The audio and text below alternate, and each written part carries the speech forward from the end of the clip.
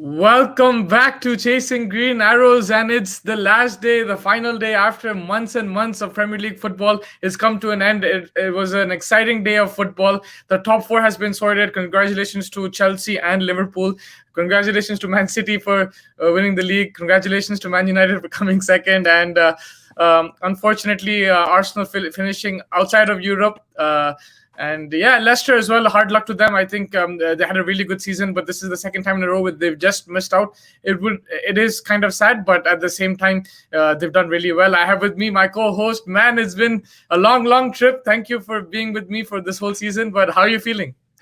I'm disappointed. I won't lie to you. I'm pretty disappointed. I mean, as a diehard Arsenal fan, I think that's the every single result at halftime was looking great, and then by towards full time, just pack it away all the way. I mean, I honestly thought that Leicester would beat Spurs and we'd finish above them. It's been one of those years where we've almost made it and missed out on quite a few occasions. We've been there and thereabouts, and we had a very poor start to the season. So it's been unfortunate in that sense of the way. I thought we had a decent finish to the season, but not good enough, obviously. But excited for the next season. I think that I've seen enough to believe that the next season would be better, no doubt about that. But from my high standards of the season, I think we've underperformed very significantly. Coming to just in terms of the league, I thought City just were just the dominant side. They had way too much bench strength to be the only team that was able to do that.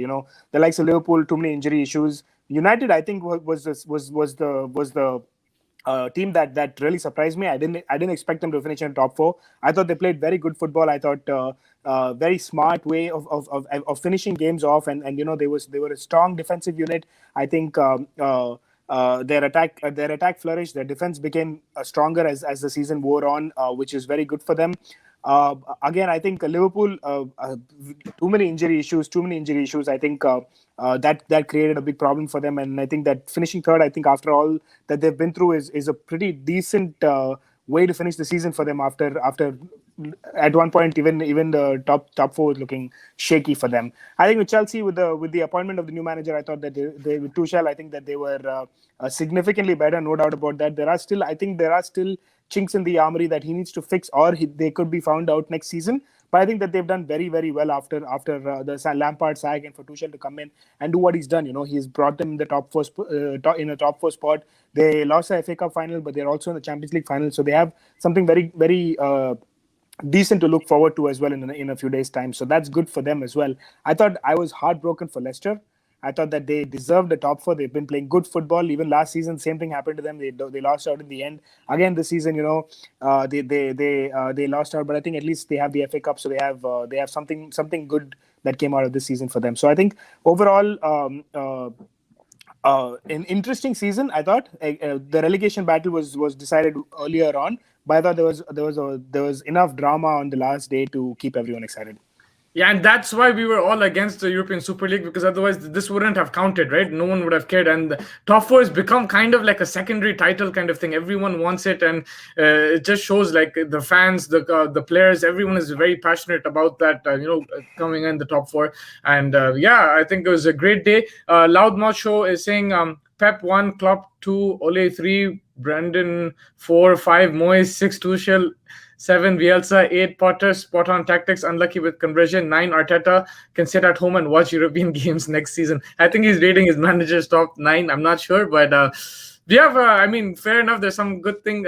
Some spot on things there, but I would put Ole above Klopp, even though I'm not an Ole fan, but just on the rating. But yeah, you mentioned Man City. I just want to talk about them quickly. Aguero to finish off with 2 goals, unbelievable.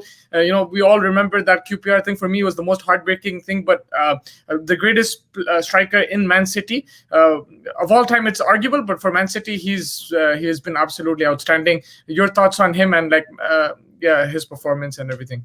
Yeah, I think Aguero is an absolute legend. I mean, he's played almost 8-10 years for City, and he's been consistent for them. Scored a lot of goals for them. He's won them almost everything. It would be a perfect way for him to sign off for the Champions League. Will that happen? It remains to be seen. But I think that he's been an absolute legend for that team. Yes, they have a lot of money. Yes, they have a shit ton of money. They have a great manager and everything, but I still think that They have two teams. yeah, they have two teams exactly. But I still think that his contribution has been immense for this team. So hats off to him, and all the best for future in Barcelona. I'm hearing. Yeah, and for me, he's done it under various managers. It's not just Pep Guardiola. Everyone talks about Guardiola improving players, which is true. Yeah. But I think Aguero actually was on a decline when Guardiola came. But overall, if you see him, he's always chipping in with goals, very clinical, and it's been a great tenure for him. I think congratulations to him and best of luck for him in the future. Talking about Liverpool, you mentioned it just shows that they didn't have the defenders as well in the last few games, but they won their game. So it just showed they were missing the attacking threat, which was always there. And Salah, Mane was just getting burnt out. That's what I feel, because two incredible seasons coming into this season. I think very overworked, and of course Van Dijk is a huge miss and everything. But they were and he builds up from the back, but they were missing finishing. And you saw in the last few games they scored goals and they won games. Absolutely, I think the fact that they missed Jota in the middle for an extended period of time was the biggest downer for them. Yes, they had defensive issues. They had a lot of issues here and there. There's no doubt about that.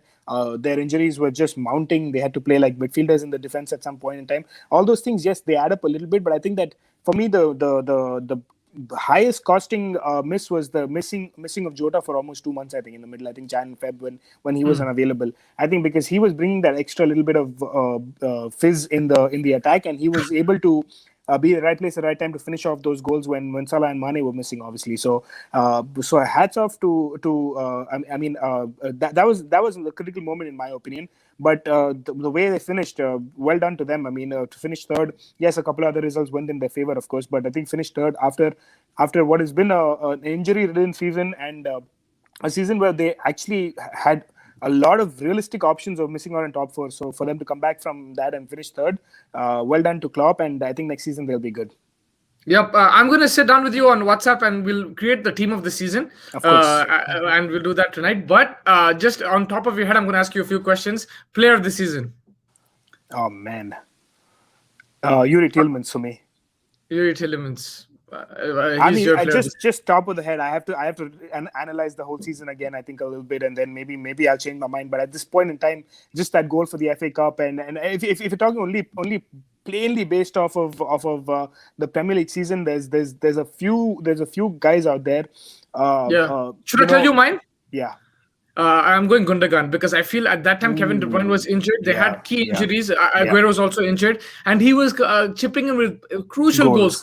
And I think that changed the whole momentum because City they started off poorly in the season, and it could have gone south after Kevin De Bruyne got injured. And I think to step up and score those goals, it won them the league for me. So I would say it has to be Gundogan. I think that's a very, very good shout. I think the fact that just another couple of names that come to my mind. Mason Mount has had a good season. Not Premier League season-esque, but I think he's done a decent season for Chelsea. There was Saka for Arsenal. If you have to just look at one player from each team, I had to just put an Arsenal player out there. But of course, he's by no stretch of the imagination the player of the season, but a very good season for Arsenal in general. So, I think we'll just let me analyze this a little bit more, and maybe we'll come up with another couple. Yeah, from the top of your head, I think fair enough. Tielemans, Leicester did really well. If they made top four, I would have completely agreed with that. Also, I think Fofana as well, good shout. But we'll discuss that more in depth. Ruben Diaz. Oh yeah, I forgot about him. I think he's right up there with Gundogan. Actually, you could go Diaz, but I'm just going Gundogan because of those goals. But Diaz was the signing of the season for sure. Yeah. Puneet saying Alisson goal versus West Brom changed everything for Liverpool. Yeah, it was. It was a very crucial goal, and it really helped their chances. Without that, they probably would have been this player of the season can also go to Alisson just because of that one attempt on target. Yeah, that was an unbelievable goal. Lingard for West Ham. Yeah, I think Lingard as well. Those few weeks were amazing. Tapered off a bit. If they made top four, I would have said Lingard for sure. But I think tapered off a bit. But he did get them into a really good spot. West Ham, just a couple seasons ago, they were almost going to get relegated. Remember, they're 16th, 17th. Even last season was very poor for them. This season, they've improved a lot. And yes, Lingard played his part. And David Moyes has done a really good job. Just talking about him, there's plenty of options for you, the manager of the season. David Moyes. David Moyes. I'm going Bielsa. I don't like Leeds because I'm a Man United fan, but just the quality of football they played. And yes, they lost games. They're very hit and miss, but the football that they played, I think it was better than like watching City at times. To be honest, if I very exciting in that Yeah, sense, right? They yeah. were conceding as well, so it was very exciting. And for a promoted side to play like that, I think hats off to Bielsa. The guy doesn't speak English. I'm sure in the dressing room he might, but like there's no communication issues. He's playing. His team played really well. The likes of Rafinha, I think he's also a player to watch out for next season. He was amazing. But yeah, for me it has to be Bielsa. I think that's a fair shout. Yeah, and goal of the season, Edison Cavani. For me, the goal of the I, season. you could say Allison if you're a Liverpool fan. You could say so many things. For me, it has to be Cavani. I'm a Man United fan, and there was a wonderful chip. The one against Norwich, not Norwich, the one the 40-yard chip. Yeah, against Fulham. Fulham. Yeah, fair enough. I think that's a very, very good shout. It's beautiful, Unbelievable goal. Beautiful goal. No doubt. Very tough question. Puneet's asking best game of the season. I don't think this season provided a lot of amazing games. Like, I think lack of crowds also made it a bit less entertaining in that sense. But there's on top of my head, there was the 4-3 Liverpool Leeds. That was a really exciting game. There was plenty of games where I can't single out maybe one. I think this one, the Tottenham Leicester, was amazing as well. It's an important game, yeah. Important game in terms of that perspective. Absolutely. Yep, and yeah, sorry, you're saying? No, I'm trying to think again, like you said, at the top of my head, I'm trying to think of any other games that would come up. But yeah, I would say Arsenal, Burnley, the one Aubameyang own goal. I love that game. But yeah, I think overall great. The top three the bottom three relegated sides would be very disappointed. Fulham, West Brom, and Sheffield. Very, very disappointed with the way they were played. But I think West Brom showed glimpses. That game against Chelsea, that was a really good performance. But you expect them to see them back in the Premier League? I think Fulham is going to come back very quickly. I think West Brom as well. It depends on who they have as their manager, but yeah, I think all these times West Brom is one of those teams that always go out and come back in very quickly. So there's probably the 12th time I believe that they've been relegated, but they'll always come back very quickly. So yeah, I mean, I expect them to come in. Fulham also, they had a very good second half season. I think first half cost them a lot. So that's kind of where I'm at with that. But I think that Sheffield, on the other hand, I think that they have a lot of improvements that they need to make. Surprising season for them, and then suddenly not looking very good as well. So, but I think all three teams probably not expecting too much away from the Premier League. I think very soon they should probably be back as well. Yep, and let's talk about underperformers. I think for you this is a bit more straightforward, but the team that disappointed you the most? Arsenal, and the player that you felt you expected more from in the season from any team it could be. I don't know. I have to think. I expected more from Aubameyang. Well, Oba, yes, for sure, but I expect more. But he also had his malaria and everything. More. I think more from Willian. I think I was very, very. I mean, I didn't expect him to be an absolute top hero or anything. But you were very excited with this. I expected him to chip in with a few goals and a few assists here and there, but he just had a very, very poor season. Was it because of other things? Of course, I don't know what it was because of, but one of the players. I mean, when you think of underperformance, I think Arsenal comes up first, and then I think Willian has been a poor performer. I believe he's heading out, which is not a bad thing at all. I will save some money from his wages, but yeah, I just with the way he was for Chelsea and the way he kind of turned out to be for Arsenal, there's a big difference, and that is not acceptable from a player of that caliber and of that quality. Yeah, Aubameyang, I agree. I think there were issues, but I was also a bit disappointed. One of my close friends, Vinay, he's a huge Aubameyang fan. Like he told me after the FA Cup final that this guy is going to win the Golden Boot, and I actually thought he might, But in that sense, I would maybe say Aubameyang, and I felt that with the signings of Partey and stuff, it would have helped him. Saying Martial, yeah, but Martial also injured. I didn't see him for the last 3 months. He had a really good game against Man City. I remember that top of my head. So there were glimpses from Martial, and I think injury was an issue. But Aubameyang overall, I think he played more games, and I just felt he could have done better. But yeah, anything else you want to talk about just for this season? Like anything in terms of like what impressed you, and looking forward to next season as well. I think the resurgence of Liverpool is something definitely. The season that United had for sure. And fans also coming back, I think that's a huge positive. I really enjoyed it last few games. It was a lot of fun, even though it's not full capacity, but you saw the difference even in Anfield. Absolutely, absolutely. Everywhere you saw the difference. Absolutely. I think the fans coming back, Liverpool resurgence, United as a whole season, unexpectedly finishing second. I mean, no one really expected them to finish second. So a good season. They punched above their weight in this season. Leicester's FA Cup run, I thought was great. Was one of the other things that kind of comes to mind. Leeds season, like we just mentioned briefly as well. I thought that they had some very, very good football moments, and looking forward to more from them. Yeah, no, 100%. I think West Ham Leicester, season, West Ham season yeah, also. West Ham was unbelievable. Newcastle, I think, I was calling for his head, like Steve Bruce needs to get sacked, but the way they ended, I think that was really good. Like, they really picked up. They won today as well. So I think credit to them. But I think they will want to build because it's not just enough, fighting relegation. I think they will want to improve and hopefully, they can invest. And they have issues with their owners as well. So I think that's something that they'll want to look at. For me, Everton was some team that they were poor. They impressed me a lot at times, and they disappointed me a lot at times. So inconsistent, I think. Whereas like Leeds had a similar season, but Leeds you didn't expect this from them. Whereas Everton, you expect them to be like a top 7-8 team. So I think something I would want them to improve for sure. Because Ancelotti, I think he's a really good manager. But manager of the season, you're gonna go Guardiola. I guess. I think Moyes. I told you. Oh, Moyes, you said Moyes, yeah. I said Bielsa. Yeah, we already discussed that. Sorry about that. But yeah, I think that pretty much wraps it up. One question is top 4 now is like it's done and dusted. Chelsea, if they win the Champions League, your thoughts on that? Like, do they have a chance against Man City? And also for Man City, they won the Premier League, right? They've already won the league before as well.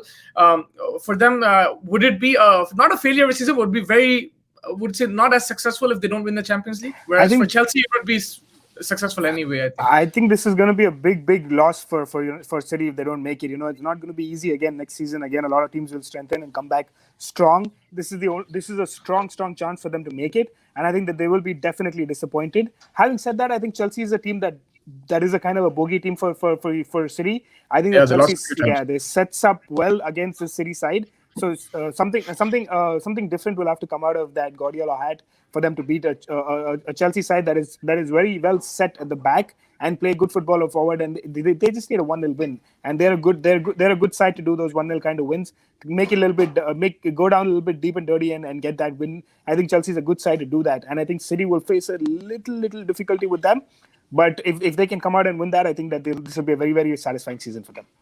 Yeah, for sure. And I think that's the thing with Chelsea. If they lose, it'll be 2 finals that they lost. But they considering they were 10th at one point, and then when Tuchel took over the turnaround, I think they will be happy with that. But for City, I think Premier League is not enough. They want the Champions League. That's the trophy they want.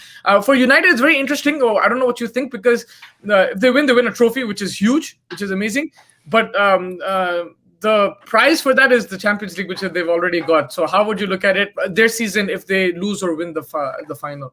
I mean, for United, I think that, like I said, they've already punched above their weight. They finished second, which is a pretty good achievement for them. But a trophy is always a trophy, man. I think that they would want to just win that trophy, put in their trophy cabinet, move on to next season and try to improve that and just go on from there, For me, I think it's a big thing, because that's what Ole doesn't have right now. And I think to prove people like me and everyone else who's criticized him, I think if he gets a trophy, then he can shut up a lot of people. So absolutely. I think that's where the trophy is important. But yeah, the result is a Champions League spot, which is already secured, and credit to them the way they played.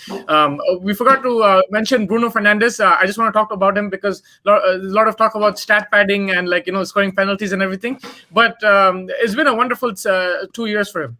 Absolutely, I think he's been a phenomenal 2 years for Bruno. But I think when for me, what was interesting about this United season was just not only him. It's not like when you think of United, you don't only think of Bruno. At least right now, when I talk, you know who my player of the season was? Pogba. But even though he didn't play every game, but I think Pogba is just so unbelievable, man. This season, phenomenal. And Harry Maguire, not bad, huh? Not bad. not bad for an 80 million fridge. No, I think he was immense. I think he improved very well as a season goes. Which is still the issue, but you could see the difference after he got injured, and they're gonna miss him in that final. I think it's a big blow. Yeah, I think so. I completely agree, and I think Villarreal sets up well. And Emery it's not going to be easy to beat an Emery side who who likes this Europa League a lot, and he's won it a few times. So it's going to be a good game to watch for sure. Yeah, and do you see any sackings? Maybe not now, but beginning of the next season, if they don't start well, Arteta, for example, do you see him getting sacked? Do you see any other managers getting sacked? I think there's going to be a lot of pressure on Arteta. I think one of the most pressured managers coming into next season. I believe that they for sure he's going to stay in next season, but he's going to have to prove results very quickly, get a few wins under his belt very quickly for him to continue that taking that claim for that spot, because it's a hot spot now. And if he doesn't play, and if there's another manager that becomes available, I think that would be a big deal for him to. And I think that it would be too much for him to not be sacked after another poor season. For another poor start to the season, at least. Yeah, two more questions I had actually. The related transfers going out. Harry Kane. It looks. I watched that interview with Gary Neville, that 1 hour one, and you could see that between the lines that he wants to go. Is he going to go, and who can afford him for you? And then Liverpool, will the likes of Salah and Mane stay? Because there have been talks with other clubs. I think Harry Kane's going. I think you can almost always tell with the way the things are going on right now. I think he's going. But is it possible in the pandemic? Because he's easily 150 million, man. Yeah, I think there's going to be a player plus cash kind of swap. Someone like there's only 2 or 3 teams honestly that can afford him. Someone like a City, maybe or PSG, or maybe a Real Madrid. I think only those 2 3 teams that come to mind. Maybe Chelsea as an outside chance, but that's about it. Maybe because the London connection, he probably won't want to move too far away from London. So if he wants to stick around, maybe a Tammy Abraham plus like a 50 million deal or something like that would probably be one of the ways that could go. I think Harry Kane's leaving, irrespective of where. I think it's a matter of when and not if. I think at this point. So for me, I agree with that. I just feel that because of the price tag, I don't know who's gonna go in. Because Man City, the problem is he would have definitely gone to Man City, but the problem is they won the league without a striker. So I don't know if they'll spend that much money. They might invest somewhere else. Putting Mbappe to Liverpool, that'll only happen if Salah goes. Yeah, I think you choose. You want Mbappe or Salah? Yeah. Second question is because it's about money, right? It's about money. Yeah, it depends. I mean, like Salah also will probably have to go for a lot of money, and that's when Liverpool will be able to manage some to bring in someone like an Mbappe. I believe there are stories that are being a lot of stories being created about Mbappe wanting to leave PSG, which would probably mean Liverpool. But if they lose Salah or Mane, then obviously they're going to go hard for him, and he will be a beautiful signing for them. I think he's an absolute legend of a player, so he would make Liverpool really strong, and then they probably go on to compete for that title for sure. But leaving in place of Salah, though, so that will also impact them, right? It's a negative also if you look at it, because you're getting a guy from off. I know Mbappe is just unbelievable. I'm not denying that, but you're taking out a guy who's been there and done that for this club on the pitch, in Anfield, in Premier League and Champions League. So that's my only thing there. Kane to Man United, I wish, but I think, to be honest, I think someone like a Haaland will suit United more. Kane, of course, I would take him any day, but I don't know how he'll suit United. I don't think United will. They can afford him. There is an outside chance there. They do have him because they're still. But then for that, Pogba might leave and like other players might leave. So I don't know. Is it worth it? And this season, this summer is going to be very interesting because of the pandemic and how much money is it available. I don't think players will just go for Champions League anymore. It's about the money and wages and everything. Yeah, Jack Grealish, Puneet saying, Grealish is for me my favorite player, man. He's unbelievable. I think he might go because again, who's going to afford him? Because he'll be 80 to 100 million. That's what I feel. Who can afford him? But I think unbelievable season with Aston Villa. Unlucky to get injured last 2-3 months, but beating Liverpool 7-2 and they beat Arsenal as well. They were really good this season. Absolutely, they were phenomenal as well. I think they just second half of the season tapered off a little bit. Otherwise, they were looking good for the top 6-7 finish as well for them. Initially, they were in the top half for a while. Yeah, no, 100%. And any of these players, you think the likes of Rafinha, maybe Dallas, Bamford, these kind of players, do you think Leeds, because Leeds are putting money as well, and they're pumping money into the market. So you think they can afford these wages and keep these players? Because we've seen an issue with bottom place teams, not bottom place, but mid-table teams in the past, that they can't hold on to these players. But now clubs like Leeds, even West Ham and some other clubs as well, Leicester, they're pumping in money so they can keep players. That's the interesting part about the Premier League at this point in time. You always see some unknown not unknown, probably some mid-table team like West Ham and Leeds this time around. They have been doing well, and that will give the likes of Bamford, the likes of Dallas, and these guys some confidence going into next season, saying that they can achieve the unthinkable, so to say, maybe finish in the top six, or maybe finish in the top four, and then maybe win an FA Cup. Leicester, a team like Leicester is probably going to give them confidence. Be like, if you stick around here versus going to a team like a Chelsea, where you'll probably be a stopgap player.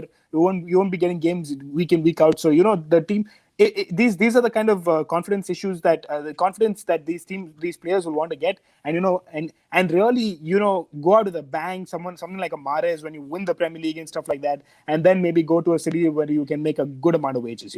Because if you go at this point and then you become a start-stop player in some big team, then you probably have a career downtrend going your way. You want to really go in with a bang at that point in time. So maybe Leeds another year or two, maybe they see something like that, and maybe then they can move.